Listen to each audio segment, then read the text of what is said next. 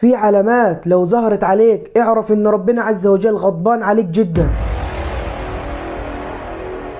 طب ايه هي العلامات دي لحسن يكون ربنا غضبان عليا؟ هقول لك حاضر، بس قبل ما اقول لك هتعمل حاجتين، وهو انك تصلي على النبي صلى الله عليه وسلم، وتاني حاجة انك تشير الفيديو ده لاصحابك وحبايبك عشان يستفيدوا زي ما انت استفدت، والدال على الخير كفاعله. 1.